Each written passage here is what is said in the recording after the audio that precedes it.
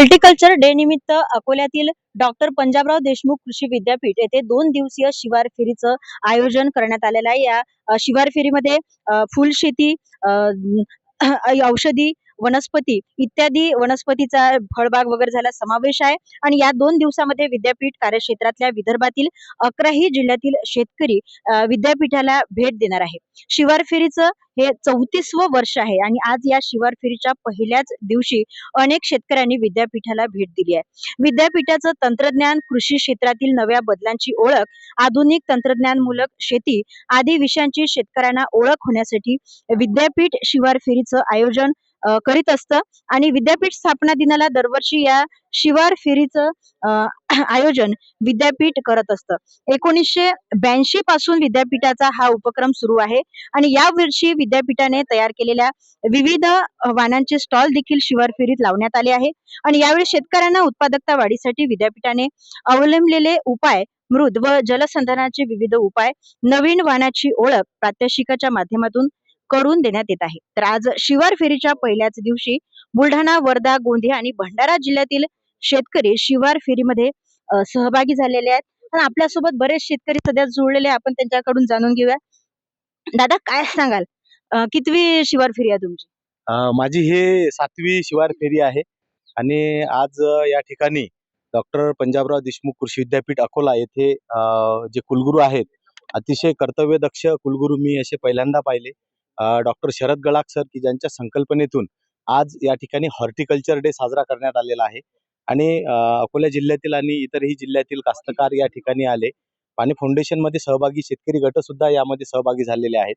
तर जास्तीत जास्त फळबाग या ठिकाणी आल्यावरती आपला आपला पश्चिम महाराष्ट्र जर पाहिला तर फळबाग उत्पादनामध्ये खूप कमी आपण आहोत.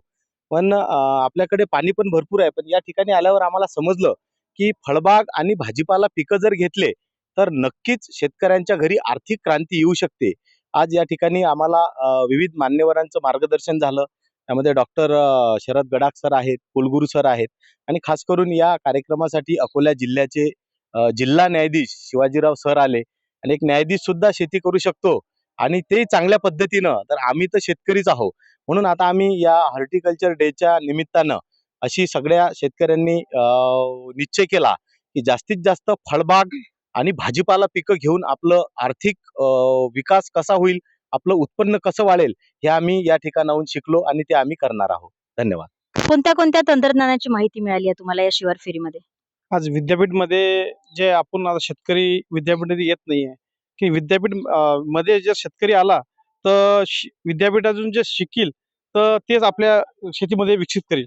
त्यासाठी सर्व शेतकऱ्यांनी याने इच्छा करावी, या विद्यापीठाला भेट द्यायची आपल्या शिवारफेरीमध्ये, की शिवारफेरी भेट दिल्यानंतर आपल्याला जे गावामध्ये अडचणी येतात ते विद्यापीठातून आल्यानंतर ते सक्सेस होतात आपले, आणि फळबागाकडे वळलं पाहिजे. आता मी बी संत्र्याची लागवड केली आणि गावात बी आता ग्रुपमध्ये संत्रा लागवड करत आहे मी. दादा, शिवार फेरी केली, काय तंत्रज्ञानाबद्दल माहिती मिळाली तुम्हाला? या शिवार फेरीमध्ये विविध अशा प्रकारचे फळबाग, त्यानंतर जे आहे फ्रूट क्रॉप्स, या मोठ्या प्रमाणामध्ये जिवंत असे प्रात्यक्षिक या ठिकाणी पाहायला भेटले. पारंपरिक शेती करत असताना उत्पन्न हा जास्त प्रमाणे येत नव्हतं, पण या ठिकाणी जे आहे जे हॉर्टिकल्चर क्रॉप्स आहेत ते मोठ्या प्रमाणामध्ये घेतल्यामुळं या विदर्भामध्ये नंदनवन फुललेलं आहे.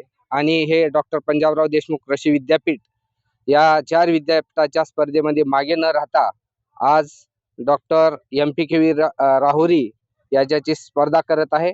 आणि डॉक्टर गडाख सर यांच्या संकल्पनेतून हा अशा स्तुत्य अशा हॉर्टिकल्चर डे या ठिकाणी साजरा होत आहे.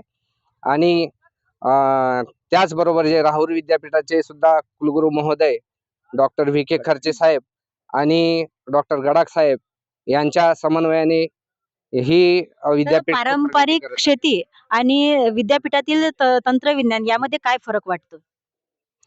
पारंपरिक शेतीमध्ये जे आहे पिकांची फेरफालट वगैरे होत नव्हती, एकच मोनोकल्चर वगैरे व्हायचं आणि त्याच्यानंतर ॲग्रोनॉमिकल क्रॉप्स याकडेच, ग्रेन क्रॉप्स याच्याकडेच भर दिलेला जायचा. पण आता या AI तंत्रज्ञानामुळे आणि गुगलमुळं जग एका प्लॅटफॉर्मवर आलेलं आहे आणि वेगवेगळ्या प्रकारचे फ्रूट क्रॉप्स आहेत, त्यानंतर हॉर्टिकल्चर क्रॉप्स आहेत व्हेजिटेबल्स आहेत, हे सर्व घेतल्यामुळं आपलं जे आहे ओव्हरऑल डेव्हलपमेंट होत आहे आणि चांगल्या प्रतीचा आपल्याला भाजीपाला खायला भेटत आहे. दादा, शिवार फेरीमध्ये आले, काय माहिती मिळाली इथून? आम्हाला हे नवीन नवीन जे फुलगोबी आहे, काही भाजीपाला आहे, काही फुलं शेती आहे, हे आम्हाला पूर्ण चांगलं भेटलं तुमच्या पाहायला. शेतामध्ये याचा फायदा घेता का तुम्ही? फायदा म्हणजे माझ्या शेतामध्ये मी पालक लावतो. 12 महिने माझा पालक राहते. पालक, वांगे आणि स्वतः मी अति येऊन लागे दरवर्षी येऊन लागे मी तशी शेती मी घरी करतो. याच्याप्रमाणे गड्डापसार जे आहे. काका, काय सांगाल, कितवी शिवार फेरी आहे तुमची? मी माझं नाव सांगतो पहिल्यांदा. सांगा. मी बाबाराव विनायकराव जामदार, मुक्काम देवठाणा, पोस्ट तालुका मानोरा, जिल्हा वाशिम. मी पूर्वी या कृषी विद्यापीठामध्ये ठाकरे सर होते. त्यावेळेसपासून आजपर्यंत मी या कृषी विद्यापीठाच्या शिवार फेरीला प्रत्येक कार्यक्रमाला मी हजर राहतो. या कृषी विद्यापीठापासून माझ्या शेतीमध्ये एवढा बदल झाला, याच्यातून मी ज्ञान घेतलं. कृषी विद्यापीठाच्या तंत्रज्ञान जे आपले सायंटिस्ट होते याच्याकडून मी ज्ञान मिळवलं आणि माझ्या शेतात मी करून दाखवलं. तर आज मी आतापर्यंत मी चांगल्या प्रकारे बीजोत्पादन सुद्धा मी केलं. हे तंत्रज्ञान या कृषी विद्यापीठापासून मी घेऊन गेलो आणि माझ्या शेतात त्यावेळेला ज्यावेळेस ठाकरे सर होते, मिळवण्यासाठी मी कृषी विद्यापीठात आलो. शास्त्रज्ञाकडून मी ज्ञान मिळवलं आणि माझ्या शेतात मी कपाशीपासून बाजरीपासून सर्व तंत्रज्ञान आत्मसात केलं, दाखवलं आणि मी आज या कृषी विद्यापीठामध्ये आलो आणि येतो. माझ्या शेतात अवलंब करतो. त्यावेळेला माझ्याकडे फक्त 14 एकर शेती होती. आज माझ्याकडे 185 एकर शेती झाली या निव्वळ कृषी विद्यापीठाच्या तंत्रज्ञानातून. आणि हे नवनवीन तंत्रज्ञान मी आत्मसात केलं. त्याचा फायदा मला आयुष्यामध्ये खूप मोठा झाला. याच्या पुढे सुद्धा मी फळबाग, संत्रा आहे, मोसंबी आहे, आंबा आहे, चिकू आहे आणि इतर सुद्धा फळबाग माझ्या. आपल्यासोबत अजून शेतकरी दादा आहे. दादा, या विद्यापीठातील तंत्रज्ञानामुळे आपल्या शेतामध्ये काही उत्पादनात भर झालेला दिसत आहे का? हो, मोठ्या प्रमाणावर बदल झालेला आहे. मी साधारणतः 2000 साली या पंजाबराव कृषी विद्यापीठाला भेट दिली आणि त्यानंतर बरंच शेतीमध्ये तंत्रज्ञान वापरलं आणि आता या 2 वर्षापासून गुलाब शेती फार मोठ्या प्रमाणावर मी करून राहिलेलो आहे. आमच्या शेतावर इथले नितीन गुप्ता सरही सुद्धा आले होते. नवीन तंत्रज्ञानामुळं शेतीलाही फार मोठी चालना मिळालेली आहे आणि गुलाबाचं उत्पादनही चांगलं होऊन राहिलेलं आहे. आणि हॉर्टिकल्चर डेच्या या कार्यक्रमाच्या आयोजनासाठी आम्हाला आवर्जून बोलवण्यात आलं होतं आणि इथं आमचा मान सन्मान करून आम्हाला पुरस्कारही सुद्धा देण्यात आलेला आहे.